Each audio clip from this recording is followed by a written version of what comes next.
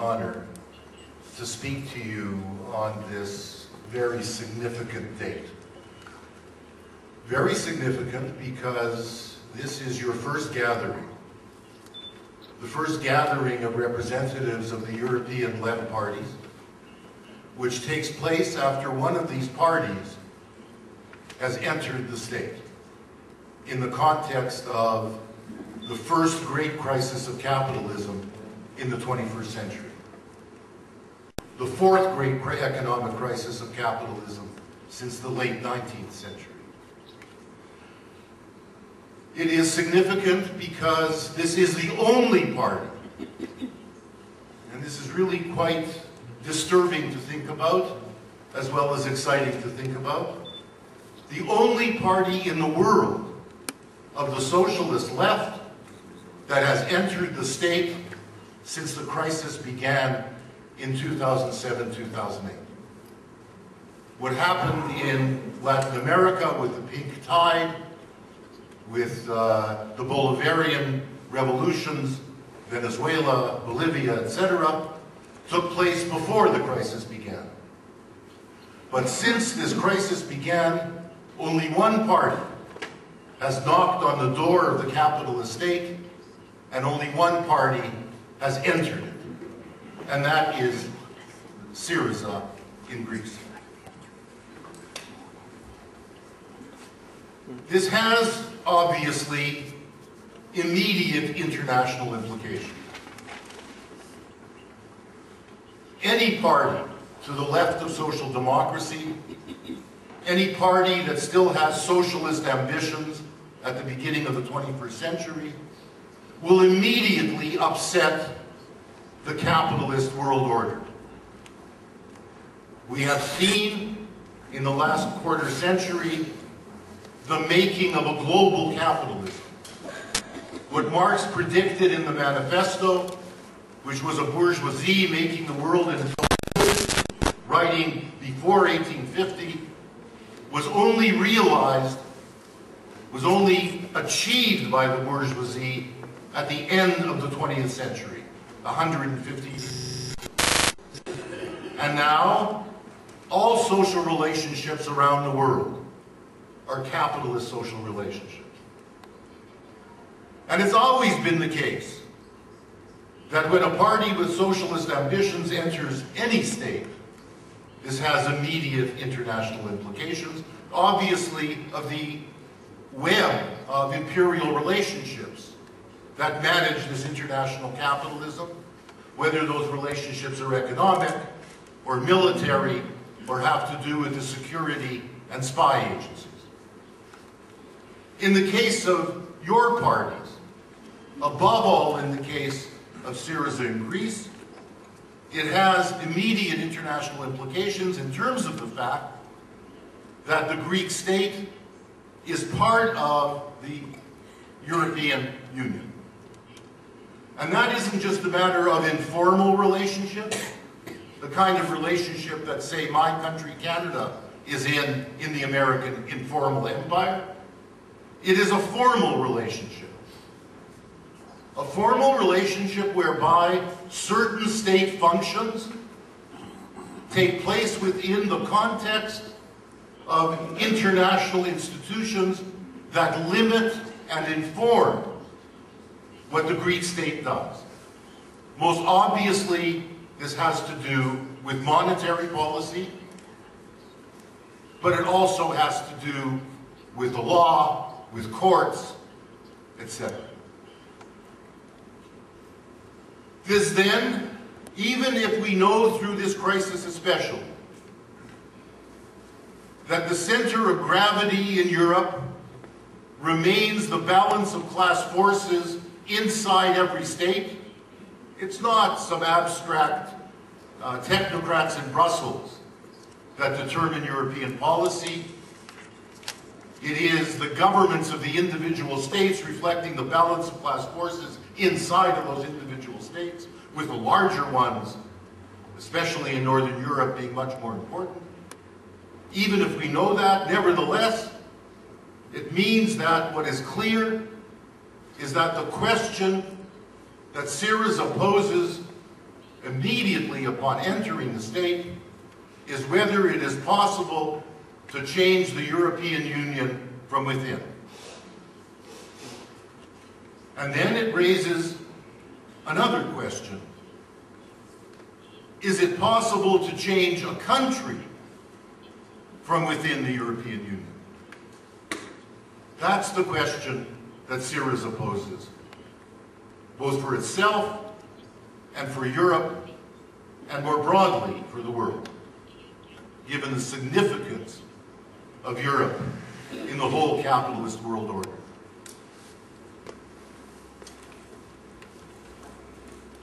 We have to first ask the question, why Syriza? If it was just a matter of the contradictions of this chaotic, irrational, contradictory, crisis-ridden world capitalist system creating the possibilities for socialist change, then the rest of the European parties of the left would have entered the state. Syriza must have some special qualities, some special history, some special strategy that has made it distinctive in terms of being able to take advantage of the conditions of this crisis, or to at least be impelled, be driven by the conditions of this crisis into the state. And this has a great deal to do with the way in which Syriza has addressed the limitations and the failures of working class parties in the past. Of the great mass working class parties that emerged in the late 19th century, the Social Democratic and later the Communist parties, which were for the first time in history the permanent organizations of the subordinate classes. There had always been slave revolts. There had always been bread riots, usually led by women. But for the first time in history, the working class produced permanent institutions to represent it. It was already clear 100 years ago that however crucial those political organizations, however important the role they played in organizing the proletariat into a class and making it an agency of change, it was tragically clear 100 years ago, and we feel this very strongly sitting here in Central Europe, the limitations and the failures of those great parties. I obviously mean that not only in the sense that we are sitting here in the summer of 1915, 100 years after World War I began in August 1914. Not even a year had passed, right? And the failure was seen in terms of the promise of those working class parties of international solidarity in the face of capitalist competition and rivalry. And we know that what happened with World War I was the breakdown of that solidarity. With each working class party backing its own state, its own capitalist state, its own bourgeoisie in the war. And that already reflected a second limitation and failure of those great social democratic working class parties, which was that the division between leaders and led, the division between parliamentarian elites and the masses of the membership in the party, the divisions between the union bureaucracy and the mass of the ordinary members of the unions had already emerged, had already been identified inside these parties, become a source of tension in these parties, and it had, of course, something to do with the first failure.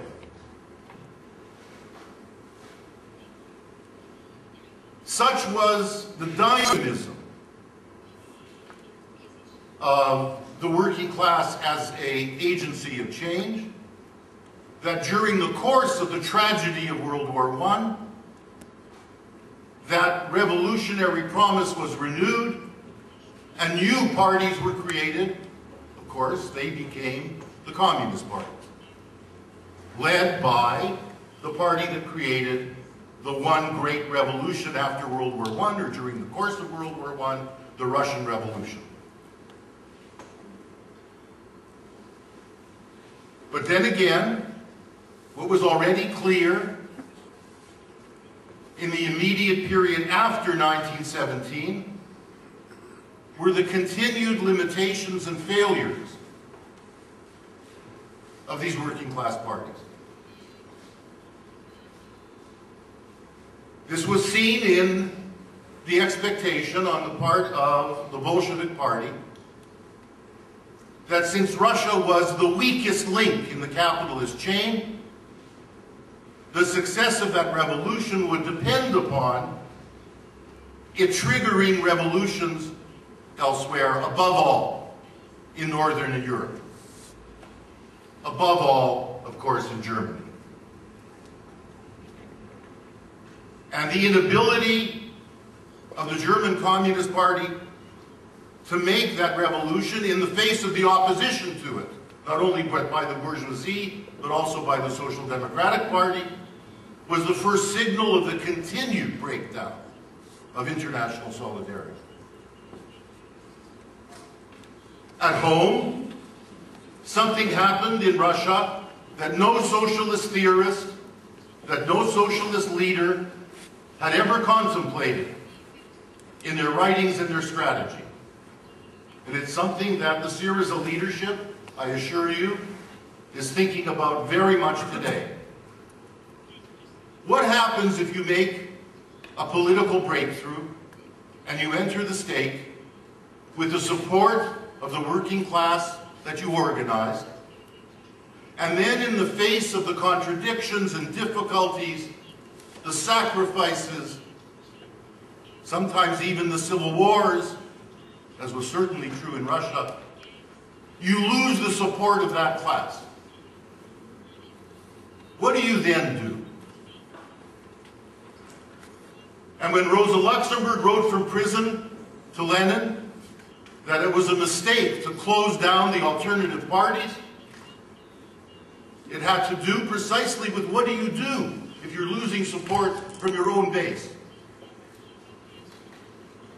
Do you close off the opportunity they might have to vote for non-revolutionary parties?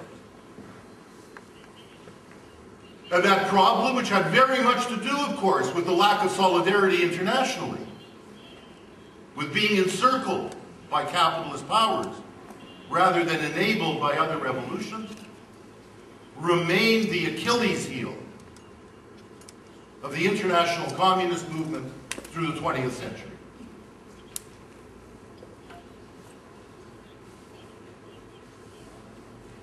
So you see, it isn't just a matter of 1989.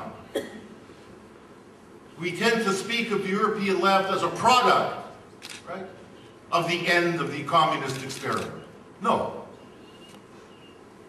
The problem goes back to working class parties of both the social democratic and communist kind for a century or more. It goes back to the problem of parliamentarism, to the problem of vanguardism in those parties. It goes back to the problem of trade unionism that, of course, Marx and Engels identified even in the 19th century. The achievements of those parties in government or as mobilizers of the class in society were nevertheless enormous in the 20th century. The defeat of fascism, the industrialization of this part of the world, unlike what was called the Third World, which could never have taken place without the communist revolution. The achievement of the welfare state in capitalist society. Nevertheless, those achievements were always tainted and contained and limited and undermined by the original difficulties, limitations, and problems of those parties. And for my generation, the generation of the 1960s, even for some of us who, and I didn't, but others did, who went into communist parties, or who went into social democratic parties at that time, my generation of the 60s already understood it had nothing to do with 1989. It had nothing to do with social democracy's accommodation to neoliberalism after the 1980s. My generation already understood that the classical social democratic and communist parties by the 1960s had run their historical course as agencies of socialist transformation. It came to a head, it came to a climax in 1968. And this has to be said here, because 1968 wasn't only a matter of Paris, it wasn't only a matter of the French fleet attacking the students, it wasn't only a matter of the tension and difficulties between the PCF and those students, it was a matter of the tanks in Czechoslovakia from Russia. It came to a head. And out of that head, out of that climax, emerged a number of developments. The emergence of new parties, Maoist parties, Trotskyist parties, also the emergence of the attempt, the project within those parties to change them again into effective agencies of socialist transformation. Eurocommunism within those parties emerges in that context. The attempt inside social democracy to turn social democracy again into an agency of change emerges. And you see those struggles occurring within those parties through the 1970s. And that immediately also has international implications. The reason that the Swedish Social Democratic left opposes Sweden going into the European Union is that the trade unions have thrown up a strategy for changing social democracy known as the Wage Earners Fund, which involves giving wage restraint from the unions.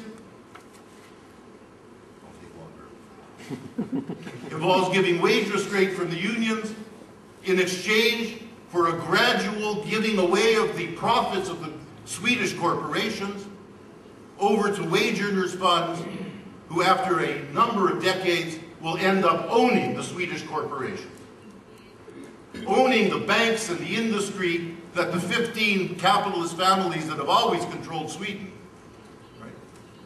held. And it was felt by the left of the Swedish social democracy, of the Swedish labor movement, that going into the EU would limit their ability to do that. Similarly, in Britain, the attempt to democratize the Labour Party from the Labour left, the alternative economic strategy as it was known, the Bennite, the Tony Benn insurgency, opposes entry into the European Union in the referendum of the 1970s, because it is felt that the planning agreements that they want to impose on corporations, the nationalization of the banks they want to undertake, would be constrained and limited in the European Union. It wasn't only a matter of narrow British nationalism. Similarly,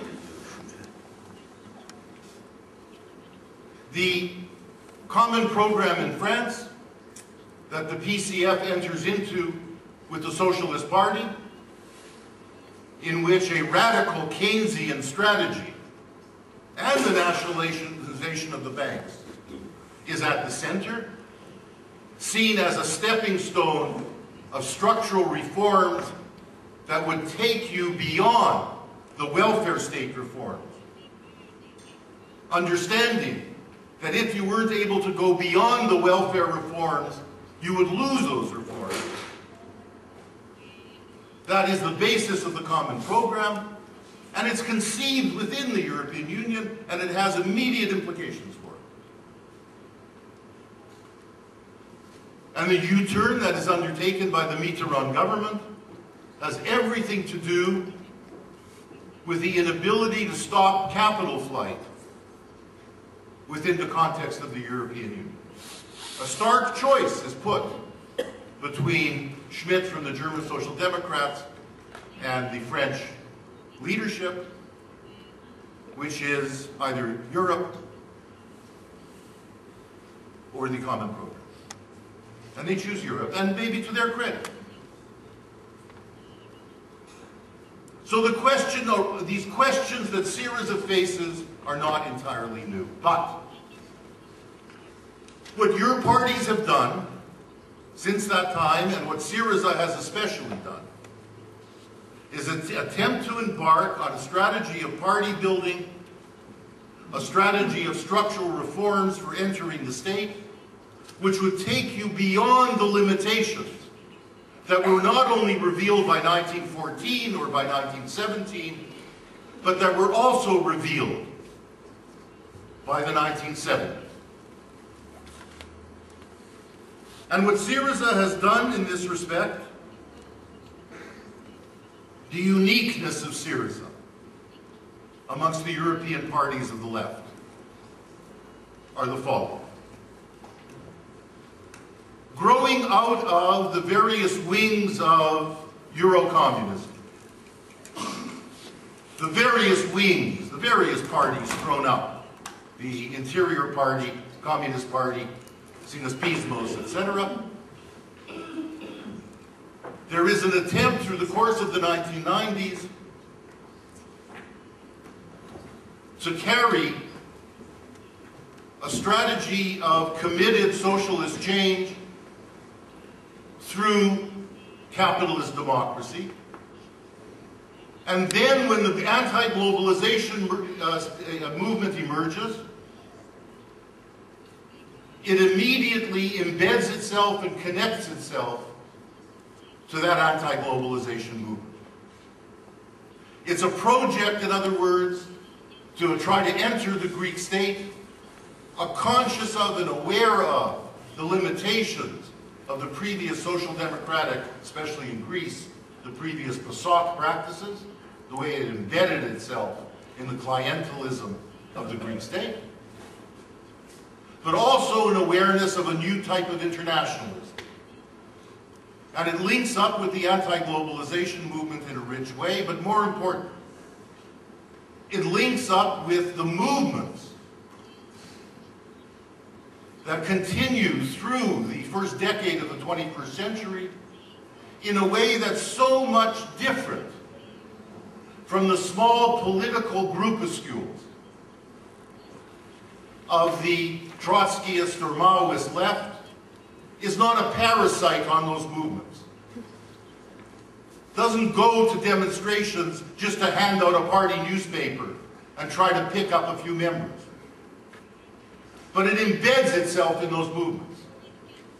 It's part of those movements.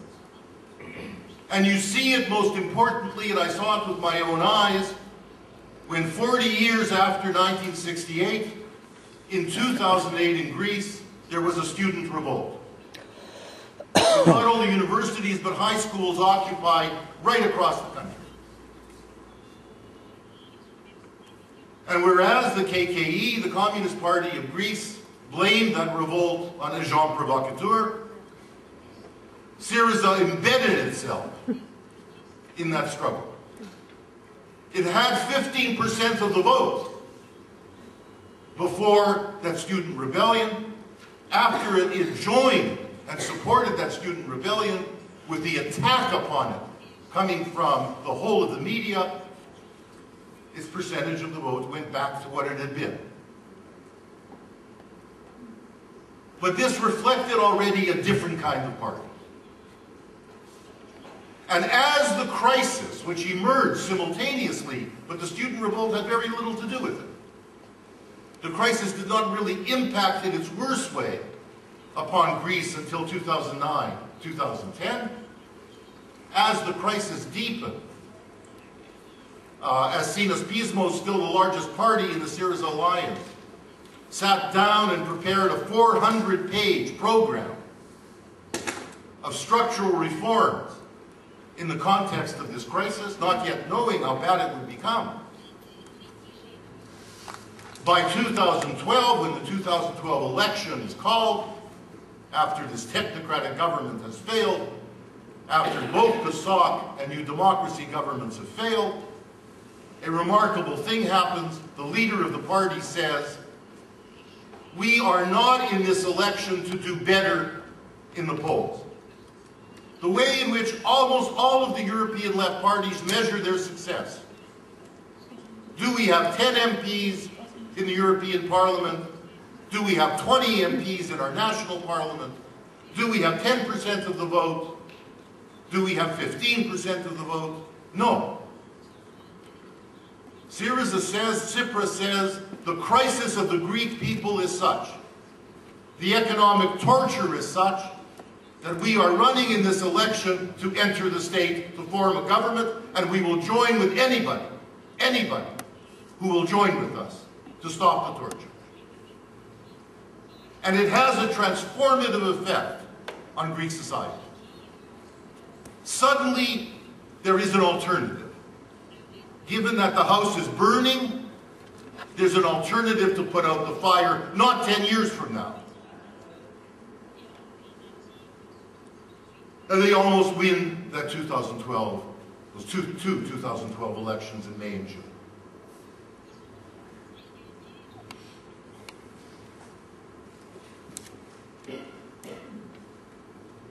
As you know, in 2014, such is the leading role that Syriza is already playing by virtue of this, that their leader, Tsipras, becomes the leader of the left party's struggle campaign in the 2014 European parliamentary elections.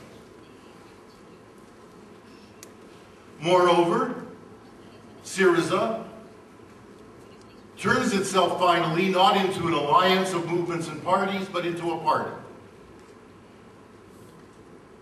And it produces at its 2014 founding Congress a 20-page platform, a political resolution as it's known, which ends with the following words, and which identifies the uniqueness of Syriza amongst the parties of the European left. It says, the role of the party is not to be a slingshot which shoots the leadership into the state and leaves it there. The role of the party is to be at the center of a multi-dimensional, diverse movement of subversion in society, even after we put our leadership into the state. And in fact, the leadership will only be able to do what we want it to do inside the state, insofar as there is this multi-dimensional movement of subversion going on in society. Subversion in the sense of changing the whole way of life at the base.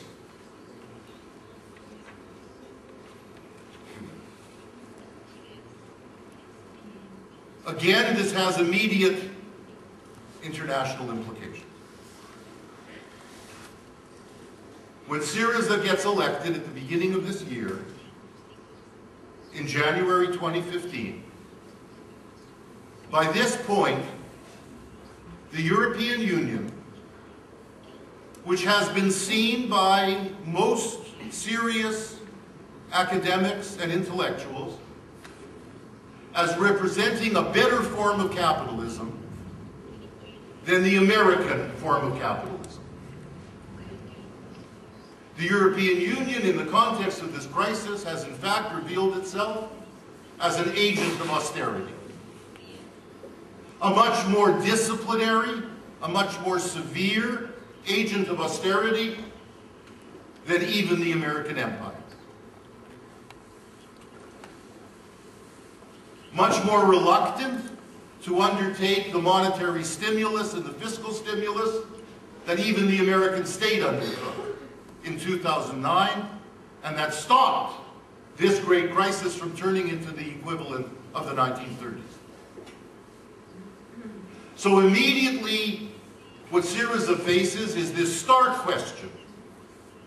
Not only by entering the state, Do we show the possibilities of changing the European Union? But also, is it possible to change the Greek state while remaining in the European Union? An enormously important moment. It's no longer an abstract question. It's no longer a member of the memoranda of the left European economists. It's an immediate political question. I'm coming to it. You have to say that the Syriza government for the last 5 months has been trying to square the circle. Has been trying to see whether it's possible to remain in the European Union and engage in a transformation of the Greek state, trying to discover whether a change in the balance of forces in Greece could find an equivalent change of the balance of forces elsewhere in Europe, so that the question of international solidarity raised in 1914 and in 1917 might be resolved in a positive way, which would give the Greek state the room for maneuver to remain inside Europe while engaging in this transformation, not just stopping austerity. And there are some positive signs, obviously, in Southern Europe especially. In Northern Europe, they find that while your parties have played an admirable role, in Eastern Europe, in Northern Europe, that balance of forces does not shift. On the contrary, the Northern European labor movements are not even sympathetic to the attempt. So the problem becomes even deeper. And you see that Syriza is left trapped in these negotiations, trying to find room for maneuver with the agencies of austerity, the agencies of really counter-revolution in the institutions. And it has an effect inside Greece. Instead of the movement of subversion that was supposed to be behind the government, what I found in Greece when I was there in May was a state of suspended animation. Everybody was holding their breath, waiting for the negotiations. As Aristides Valtas, the Minister of Education and Culture in the new government, said to me, we are facing immobilized movements. Not demobilized movements, but movements which are immobilized, standing and waiting.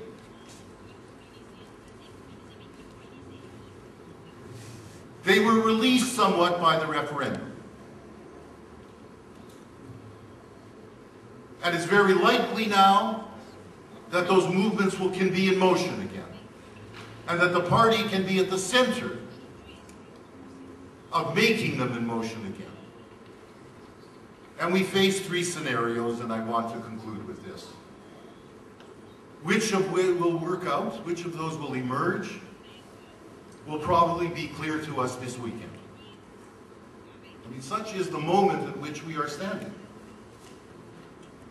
It's very rare that an intellectual like me lays out 3 scenarios, and it isn't about what will happen decades from now, but what will happen this weekend. The first scenario is that really the steadfast determination of Syriza not to stay as an agent of the discipline of austerity, the refusal even to give them the words flexible labor markets. Even the words flexible labor markets, they refuse to give them. The powerful showing of support in the referendum can have the effect, this weekend, that the institutions will back down. That will take the form of not only agreeing to whatever Syriza offers by way of fiscal rectitude, a budgetary surplus, etc., but much more importantly, if they guarantee now a restructuring of the debt, however they hide it, and they'll hide it, of course, okay? But above all, the availability of funds for investment to take Greece out of the mass unemployment and economic depression that it is in. That would be a victory. That's scenario one, and it's possible. Of course, the institutions will lie and say they didn't do it. They can't admit that the referendum in Greece should have pushed them that far. They will find a way around it. The European Central Bank will do it as a technical thing, if necessary. That's one possibility. The other possibility is that Syriza, which has put forward its plan already, and there's nothing in it, in my view, although there are concessions, heaven knows, which is enough to make a break from the EU. Nothing that much that's changed between 29% corporation tax and 28% corporation tax, between introducing the value-added tax in some of the richer islands, the better-off islands, and not introducing it in the smaller islands, and so on.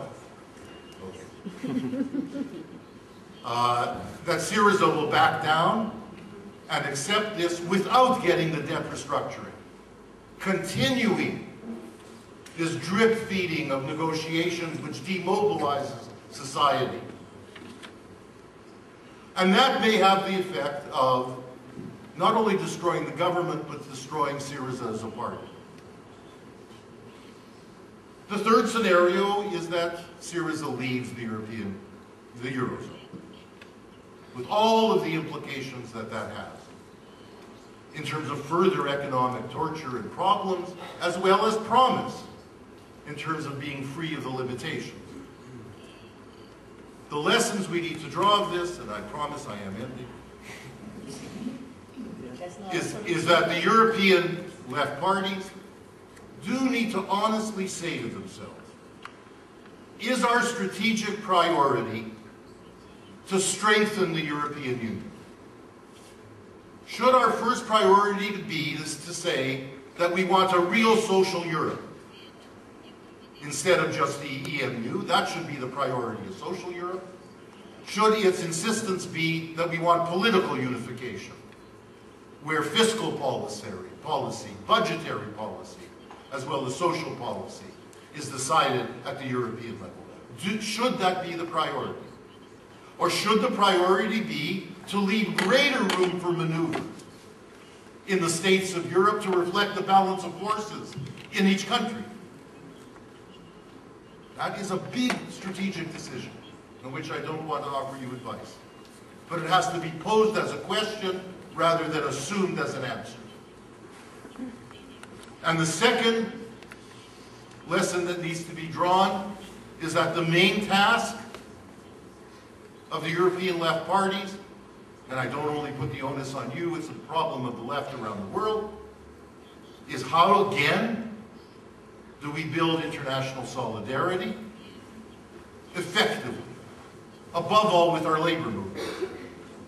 And in that respect, how do we animate these movements of diverse multinational subversion without which no left government will be able to make effective change?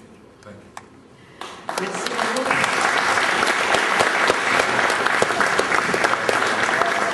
beaucoup. Merci Léo, merci beaucoup pour à la fois ton retour dans l'histoire qui est stimulant dans ce contexte-là et aussi ton regard très analytique sur la situation de la Grèce et de l'Europe.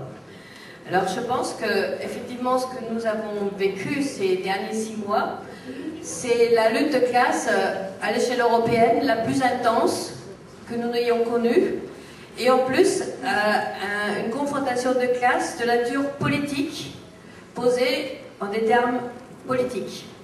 Donc tout ce que nous avons dit depuis des années, la lutte contre l'austérité et contre le démantèlement de la démocratie, c'est politisé en très peu de temps pour nous tous. Donc la question que Léo aborde, c'est-à-dire comment agir à l'échelle de l'Europe, ensemble, c'est devenu une question pour nous très précise, très concrète. Et nous avons commencé à apprendre en la matière plus que d'habitude. C'est vrai que la question que tu as beaucoup abordée de la situation d'un gouvernement de transformation sociale dans un pays européen a posé la question à nous toutes et à nous tous, comment poser la question des rapports de force, pas seulement en disant on est solidaire avec les Grecs, mais comment poser cette question chez nous, dans notre propre pays. Comment faire bouger nos propres rapports de force, comment faire bouger, par exemple en France, Hollande, comment l'obliger de changer de position. Je pense que Pierre va peut-être en parler, il a pris des initiatives en ce sens. Et nous avons tous essayé de mener une bataille commune, ensemble avec Syriza et dans toute sa diversité, c'est-à-dire Syriza comme parti politique, mais aussi comme force du mouvement social. Et nous avons essayé de nous organiser de cette façon-là, et puisque Syriza a le caractère que tu as décrit, il a été possible d'associer à cette bataille commune en Europe, non seulement des acteurs politiques, mais aussi les acteurs du mouvement social, les syndicalistes, les intellectuels, etc. Ce que nous avons constaté depuis le début, depuis décembre, janvier, une forte motivation chez beaucoup de gens de faire quelque chose. Par exemple, le premier appel européen ou même international que nous avions lancé au mois de décembre a trouvé un écho très favorable chez beaucoup d'intellectuels, y compris aux États-Unis, au Canada, qui voulaient faire quelque chose dans cette confrontation à venir. Et nous avons donc expérimenté des coopérations d'un type nouveau. Bien sûr, notre gauche, les forces qui sont ici, présentes, mais aussi des Verts, parfois des gens qui sont chez les Verts, qui avaient une sensibilité de gauche ou qui l'ont, des socialistes, des fois, qui se sont détachés du mainstream de la social-démocratie européenne et qui ont pris des positions courageuses, positives pour Syriza, pour la politique du gouvernement de Tsipras. Des mouvements sociaux. Nous avons ici, par exemple, je voudrais quand même mentionner la présence de Raffaella Bolini, qui fait partie des piliers du mouvement social italien et européen depuis 15 ans. Nous avons des citoyens engagés, nous avons beaucoup d'intellectuels qui ont fait des choses, et notamment des économistes en très grand nombre et des grandes voix de l'économie qui ont pris position pour dire la preuve est apportée que l'austérité ne marche pas et que le gouvernement de Tsipras a raison. Et ça c'est nouveau, avec une telle ampleur et avec une telle intensité. Donc nous avons par exemple aussi pu progresser dans le travail avec les syndicalistes. Événement important, dès le mois de janvier, l'appel de syndicalistes allemands qui s'est propagé assez vite en Europe et avec le président du DGB allemand, ce qui n'est pas une habitude dans ce genre de confrontation, ce qui est une nouveauté. Et puis aujourd'hui, c'est allé jusqu'à, après des positions très mauvaises par moment de la Confédération européenne des syndicats, aujourd'hui, le comité exécutif entier de la Confédération européenne des syndicats qui prend position pour dire qu'il faut reconnaître le vote démocratique des Grecs, il faut trouver un accord positif. Et cette lettre vient d'être signée par un très grand nombre de dirigeants syndicaux de premier plan, tous les numéros 1 des syndicats français, y compris la CFDT, FO, etc. Aussi, une nouveauté vraiment, les numéros 1 des syndicats danois et suédois. Donc on voit que quelque chose a vraiment bougé. Et nous avons aussi une autre expérience avec le Forum européen des alternatives, tenu à Paris au mois de mai, à l'initiative du Parti de la gauche européenne, où il s'agissait bien sûr de travailler sur les contenus qui pouvaient nous rassembler, les alternatives, disons, dans les résistances, et pour bâtir des alternatives. Donc nous pouvons nous poser la question, peut-être aujourd'hui, durant toute la journée, on peut démarrer maintenant, mais discuter plus tard encore, où en sommes-nous? Quelles sont les avancées? Dans le sens d'un objectif politique qui est celui du Parti de la gauche européenne, toujours affiché dans ses congrès, bâtir un front social et politique européen. Est-ce que nous avons progressé? À quel point avons-nous progressé? Quels sont les enseignements à tirer? Quels sont aussi les obstacles? Et je pense que cette question est donc encore plus urgente que jamais, d'autant plus qu'aujourd'hui c'est extrêmement visible à quel point la social-démocratie européenne, en tant que force officielle, il y a des exceptions qui sont venues avec nous, de façon générale, vraiment manque totalement de réponses nouvelles à cette situation de crise à l'échelle européenne et aussi donc de nouvelles exigences qui peuvent être exprimées par les peuples. Cette crise de la social-démocratie européenne, elle est durable, structurelle, on peut la dessiner très clairement depuis quelques décennies, et dans une confrontation comme celle d'aujourd'hui, elle devient, je pense, encore plus massivement visible. Donc l'enjeu aujourd'hui, je pense pour nous tous, c'est dans cette confrontation avec le néolibéralisme, avec l'austérité qui sont en échec, et c'est aujourd'hui visible, perceptible par beaucoup de gens, qui profitera politiquement de cette situation. Et là, il y a un risque, on en a parlé hier ici dans cette salle. Il y a évidemment la droite populiste, nationaliste, extrême, qui cherche à tirer tout le bénéfice de cette situation. Et pour nous, pour la gauche de changement, c'est une question aujourd'hui vraiment primordiale, comment créer la dynamique de gauche la plus forte possible. Et ce n'est plus seulement maintenant une question pays par pays, ça devient une question européenne. Et donc, si je peux juste faire une petite interprétation de ce qui s'est passé, que je mets en discussion, il me semble que d'un côté, l'Europe s'est divisée comme jamais. Et de l'autre côté, grâce à l'action commune, grâce aussi à la nature de Syriza et à la nature de la bataille comme elle est menée en Grèce aujourd'hui, nous avons pu aussi, de notre côté, gagner quelques étapes dans l'intégration, dans le rassemblement de forces nouvelles qui sont capables aujourd'hui de travailler à l'échelle européenne ensemble. Je pense que ça, c'est un point positif dans cette confrontation qui mérite d'être vérifié et, si nous sommes d'accord, retenu pour, à partir de là, aller plus loin en bénéficiant de toute l'expérience que nous avons accumulée. Donc maintenant, je voudrais proposer que Natasha commente un peu ce qui vient d'être dit jusqu'à présent à partir de sa propre expérience. Et puis ensuite, vous aurez la parole. Natasha, à toi. Alors, je ne sais pas si il est nécessaire de commenter ce que les camarades disons Léo a présenté tout à l'heure. Et je vais essayer de vous expliquer pourquoi. À travers notre expérience, nous avons appris que le lien est déjà très éloigné et demain, c'est encore très loin.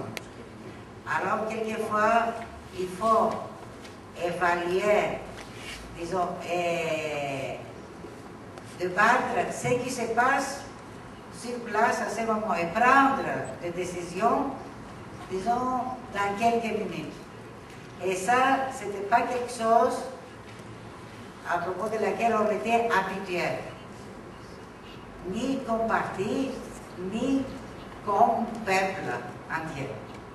Mais on l'a vécu. Et moi, je vais commencer par une remarque.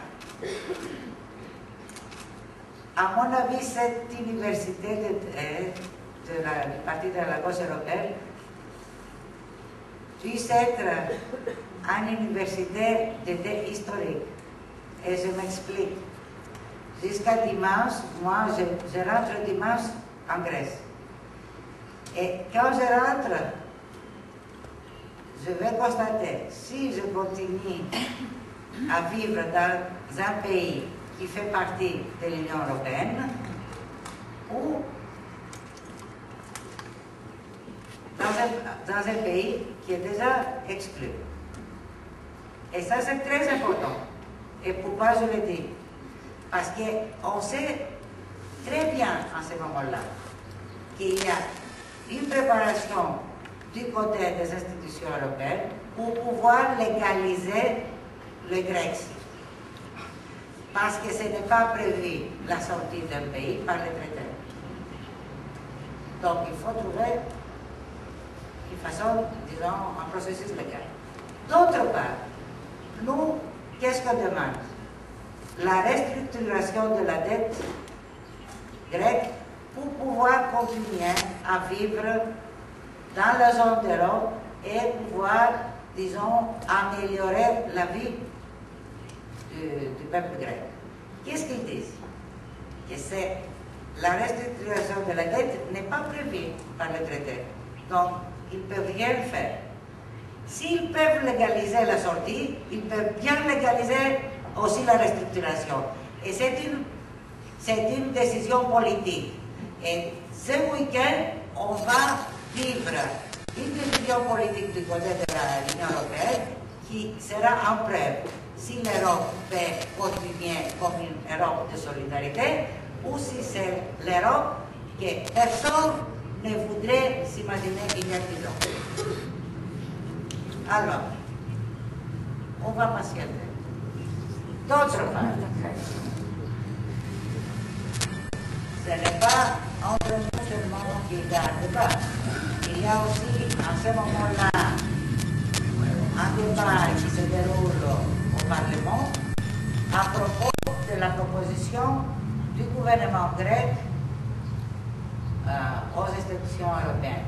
Et je dois être très clair sur cela. Il faut être très clair et très honnête. Il ne s'agit pas d'une proposition, disons, qui est liée au programme de Syriza. C'est une proposition issue d'un processus de négociation qui vient du côté des institutions, de Gauthier, avec des amendements qui essayent de soulager les mesures, disons, difficiles, et avec deux questions très importantes. La demande de la restructuration de la dette et un programme, disons, un plan financier qui permettra au pays de surmonter les difficultés d'ici 3 ans. Et les deux choses, disons, la restructuration et le programme financier, si c'est possible de les rajouter ou les mettre sur la table, sont issus du référendum du week-end passé. Les 60% a donné la possibilité au gouvernement grec et a imposé, disons, les différents, disons, créanciers ou leaders européens d'accepter qu'il y avait un problème de dette. C'est qui n'était pas sur la table jusqu'à aujourd'hui. Donc, à mon avis, la différence, je ne vais pas, disons, commenter tout ce que Lio a dit, mais je voudrais rajouter des choses et m'arrêter là, parce que vraiment, si vous voulez, ma situation psychologique n'est pas, disons, très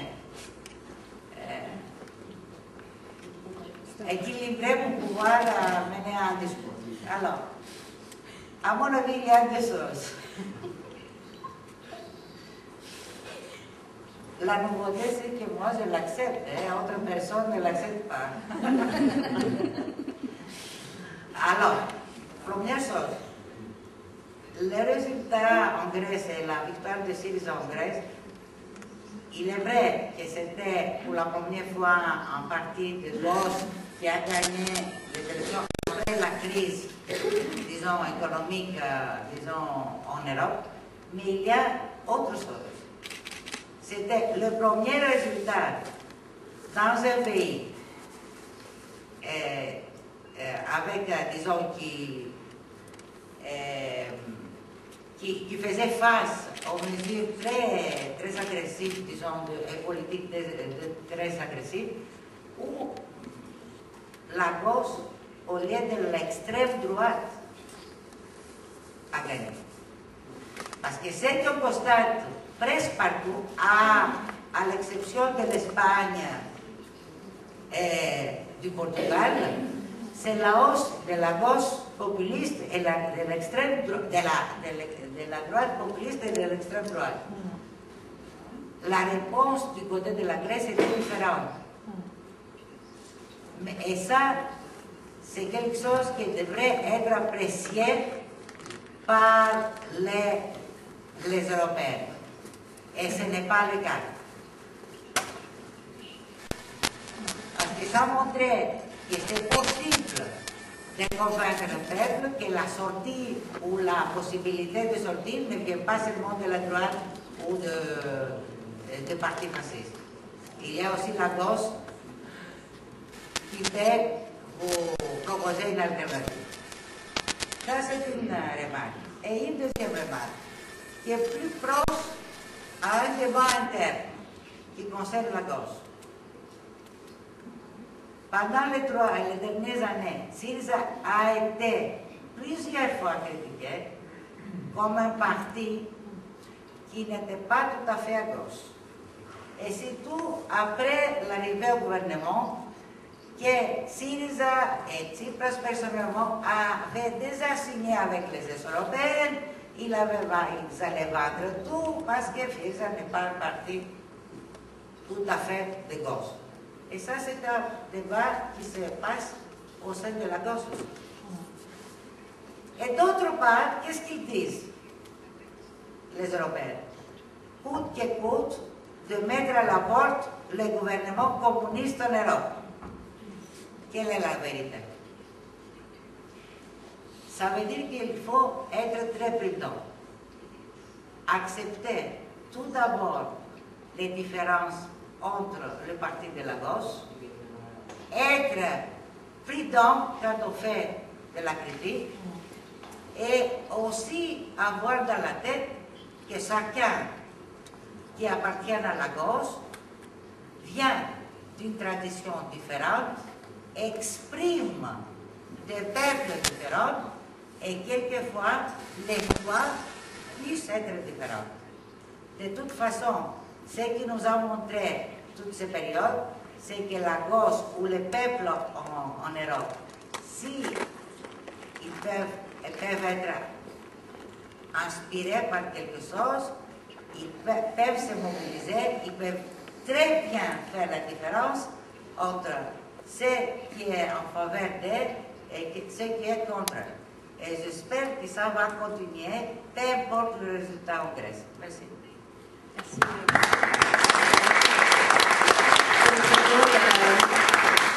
Donc on peut venir ici prendre le micro et poser des questions, faire des commentaires. On a une demi-heure pour cela. Qui est-ce qui souhaite prendre la parole? We had a very interesting first speaker who unfortunately left. I think we underestimated what he contributed to the discussion, and also he underestimated it. That's why he already left, although he was very much to the topic. He spoke about this region, and I think it's necessary if we speak about the regions of Europe to be aware of the regions in which we are, and he showed us very clearly the disaster of this Usti region, of which he is the Prime Minister of the regional parliament. 10% unemployment, I do not have to repeat all this. Still some factories, but these factories are completely downgraded to delivering inputs to the West or being owned by Western capital. So a complete disaster. The crisis is not only in Greece, the crisis is also in the Czech Republic. And it's interesting to see that this is a region, this is a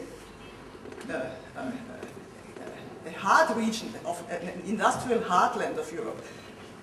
Mr. Panitch, you are not right to include Czechia into the agrarian notion of underdeveloped Eastern Europe, which was industrialized by leftist governments.